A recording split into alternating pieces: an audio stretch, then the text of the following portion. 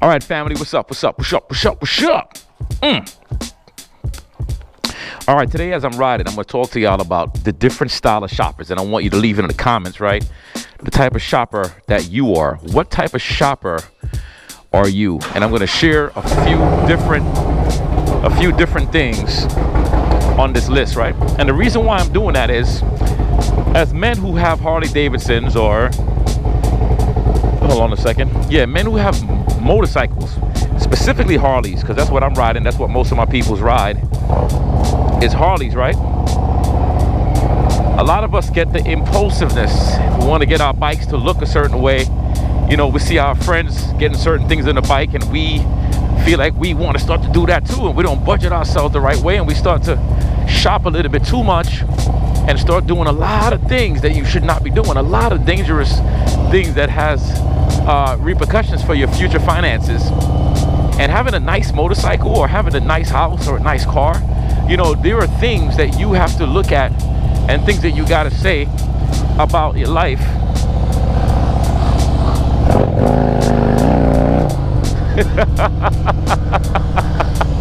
I love that kid. There are things that you got to say about your life, right? Look at him. There are things you got to say about your life, and you got to look at the options you have, right? So for me, I spent a lot of money on my bike. I did it actually pretty fast. I spent money on my bike pretty quickly. I did not wait a long time. I did not want to wait a long time. I did not want to sit back and twiddle my thumb and wait for 6 months, 8 months, 20 months. I didn't want to do any of that. I want to just get stuff done on my bike, call it a day, right? Now, let's talk about this. A good-looking motorcycle is all based on your preferences. No matter what bike you buy, it's going to look good. But it's all based on what looks good to you. Like when I bought my Road Glide, I thought it was an ugly-looking bike. I personally do not like the Road Glide stock. Once again, I like certain things, and that's why I spent the money on this bike, knowing that I was gonna rip everything off and redo it. And I'm still redoing the bike. You see what I'm saying? Now, I'm gonna go through that list, and you let me know the kind of shopper you are. Number one, you got the bargain hunter. The bargain hunter will shop around and try to find the best price for the best value that they can find. Not necessarily buying cheap things. It's not looking for bargains and cheap things. It's trying to find the quality things for a bargain. I'm a bargain hunter, okay? And you could be more than one, by the way. Like, for example, this GoPro and that GoPro is a GoPro 10. They're $500 brand new. Well, I got two of them brand new for $400. Two of them, right? Together. I'm a bargain hunter. I'm always looking for things to do. Bargain hunters are the people who tend to attract a lot of friends because they tend to attract common minds because they want to get the discounts that you get, and then you will become like the god of shopping or the goddess of shopping, right? The next one is the browser. The browser, it's like a window shopper. The internet made browsing even more now. Like, you start to contemplate on getting something that you really, really want to, like a new pair of riding boots, right? Or I want to get those heated grips, or I want to get these new mirrors. And then you start to look at it, and you start to browse. You start looking at Google, and if Google don't have it, then you start to go on Yahoo. If Yahoo don't have it, then you start to look at YouTube, and then you start to look at all these different things. You're browsing. Nothing wrong with browsing, but most browsers normally tend to not necessarily make the wise decision because they spend all day browsing, and then they become impulsive. And that's the next type of shopper, an impulsive buyer. When you start buying things based on impulse, you know what? I'm in the mood to get me a black tour pack because that tour pack looks so good, and I like that little orange and green stripe on the box. I like that, right? It looks good. Plus, I'm pretty sure that my boys are going to be impressed with it, so let me buy it. That is the impulsive shopper. That's the person who just goes on emotions. Like, you just respond on straight emotion, right? And Then you have the showroom shopper. The showroom shopper has to go inside into a showroom and touch and feel. There is no ordering online. Maybe you're a much older person. The internet thing is just not trustworthy. You just don't really feel the need to order stuff online. You don't trust the internet. You just want to go and touch and feel the quality and see everything. The way I like that too. But I don't mind ordering stuff online. So that is the showroom consumer. You let me know so far which one sounds like you. Now remember, you could be more than one. You could be more than one, and you could be all of them. Because so far, I'm all of them. I ain't more than one at all. I'm all of them. What else I got in front of me? I got the mission-driven shopper. So the mission-driven shopper is the shopper who is on a mission. You got a trip coming up. You know, you got a big ride happening. You know you have to get some new floorboards. Your floorboards feel beat up. Your feet are too big. You need to get something bigger. You know, it's cold outside. You got to go and buy this heat suit because, let's face it, it ain't going to be comfortable. So you become a mission-driven shopper. You shop based on the mission. You're not impulsive. You're not browsing. You are looking to buy, right? And that's a mission-driven shopper. The next one is the educated consumer. Now, the educated consumer will bleed directly into the other one, which is the indecisive consumer. So there's two of them I'm giving you in one. You have the educated consumer who can tell you all the specs of every damn thing that they study. They study it, they know the specs. They will tell you, yo, this is about 6 feet longer than the other one, and you get about 20 more cubic inches of space. And the limitation of the speedometer will be limited by 20 miles. And if I did my research correctly, you know, I realized that, yo, they are educated. They will spend hours, days, months, years being educated on one or two products. And by that time, those products are null and void, but they are really educated on those products. They spend all that time, and the damn product done changed already. Oh, you trying to educate yourself on the Cardo Edge? Well, now they got the Cardo Pledge. You see? Now, as that person gets so educated, they become too smart for themselves, and then they become indecisive. So now you educated yourself on one or two, maybe three, maybe four. Now you know all the pros and cons, and we know that everything has pros and cons. So now you're weighing out all the pros and all the cons together, right? And then you can't conclude which product to get. Now I know you guys know a lot of people like that. I know people like that. Listen, I'm like that sometimes, but most of the times I just want to educate myself for about a week, and then that's it. I move on, and I normally make the best decisions for the moment. I never really made bad decisions. I just know that, especially when it comes to your motorcycle, you're gonna make decisions, and then you might like something, and then tomorrow you don't like it. For example, when I got the chopped engine guards, right? I liked the chopped engine guard a lot, but then I started looking at my bike, and I'm like, you know what? I don't like it on a road glide. Even though I enjoy it, and I've seen road glides with the chopped engine guard on there, I just don't like it on the road glide. So what I did, I changed my mind and went and just put on my other engine guards, got them powder coated black, and put on my lower fairings, because the lower fairings of my bike literally does its thing. And then I bought something from Amazon because I want to see if I'm gonna like it or not. So I'm the type of, I'm more like an experimental shopper too. You know what I'm saying?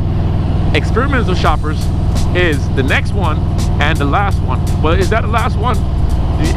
Not really. There's a lot more, but I'm not gonna bore you out too much. We experiment with things. We're not afraid to buy stuff, and nose itch. Yeah, we ain't afraid to buy stuff, and if we don't like it, then we just sell it. We sell it. And if you buy it on Amazon and you don't damage the damn thing, you return it. You return it. Amazon has an amazing return policy. So that's it. That's the different type of shoppers out there. Leave that in the comments, and let me go back to what I was saying about the bikes and customizing your bikes. The bike customization, you don't want to do everything overnight. You don't need to step into your life savings to make a motorcycle look good. It's a hobby.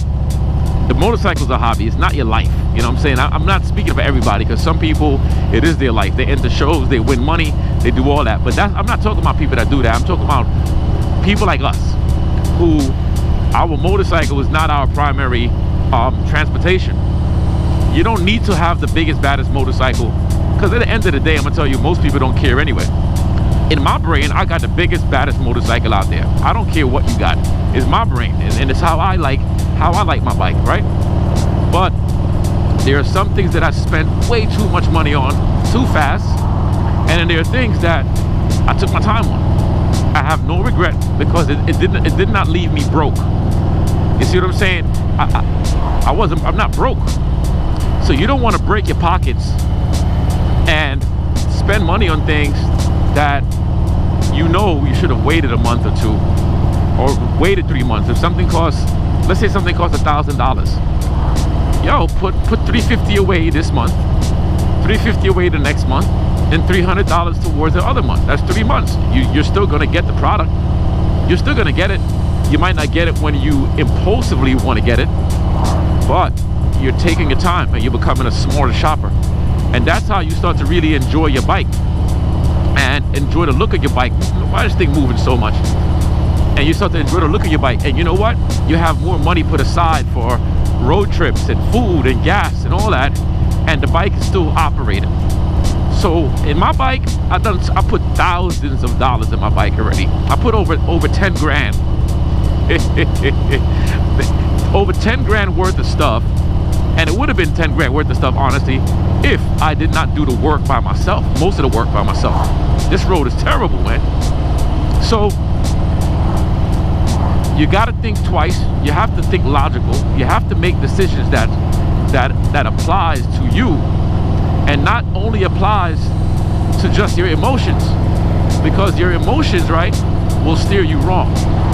They will steer you wrong, and you will go nuts, and you will live a life of regret, and your motorcycle will no longer be enjoyable. It will become a massive, massive, massive liability.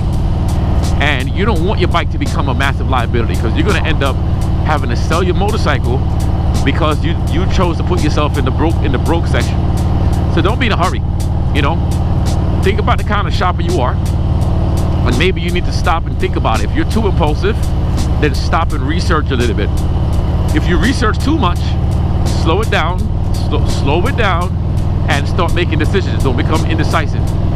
You know, balance it out. Like right now, I know I'm extra happy with my bike, and the bike, it ain't going nowhere. I'm loving the bike. I'm enjoying everything about my bike, and I have to get, I have to get something for my GoPro here, because this little clip, every bounce is knocking my GoPro off balance. Every bounce, because this road is all bouncy, and I don't know how it's so bouncy. It looked like they did new work on it, but they must have did a terrible job, because this road feel like I'm on a damn roller coaster right now. But there's a lot of things that I want to do to my bike. There are things that I want to get done, right? And honestly, I'm not going to be in a hurry anymore. I want to get the floorboards, right? I want to get the music system put in there. I want to do all of that stuff. But because I already spent so much money, I'm going to take like another 2 months before I even put the floorboards on here. You know what I'm saying? I'm going to take some time and let my money re-up a bit, and then I'll go all in and put the stereo system. I don't need to spend 20 grand on no stereo. I'm going to put a budget of like 3,500 bucks and put my speakers in there, front and back. But I might just do the front, because I do like my space inside of my hard bags. And if I decide to put the speakers in the back, then I'm going to have the top. I'm going to get the top that's already waterproof, and get waterproof speakers and all the stuff, so my bike could be on point. All right, so that's it. I'm gonna wrap it up. Leave it in the comments. Let me know if my topic that I'm talking about right now, if you can resonate with the topic. I want to know what kind of shopper you are. Did you buy stuff that you felt like you just completely regretted? You know what I'm saying? Did you spend money on things like you're like, damn, why the hell did I go and do that? So I want y'all to think about it, and I want all of us to be able to build our money. And then the next thing too, let me know what state you guys are in, because I want to start to create some gatherings, man. I want to start getting, I know the channel is pretty small right now, but the channel is going to grow. I have 615 subscribers at this moment making this video, and I would love to start doing things, getting out to y'all states, getting together, do some workouts, eat, and just build. You feel me? Let me know if that's something that's interesting into you, and if you want me to come out to your state, I'm coming out to your state, man. Research me too. Look up Donovan Green. You're gonna see me, Donovan Green Fitness, so you get a little idea who I am. If you don't know, I am an author. I have a book called No Excuses Fitness. I trained Dr. Oz for lots and lots of years. Public speaker, traveled all over the country, did a lot of TV stuff. I've done a whole lot of things, and now I'm focusing a lot on my riders, and I want to see y'all. I want to get to know you guys some more. You know what I'm saying? I want y'all to get to know me. Well, you're getting to know me through these videos because I am who you see. All right, straightforward. All right, leave your comments, subscribe to the channel, share the videos. I can't wait to hear from y'all, and I'm out of here. Much love. Peace. Yeah.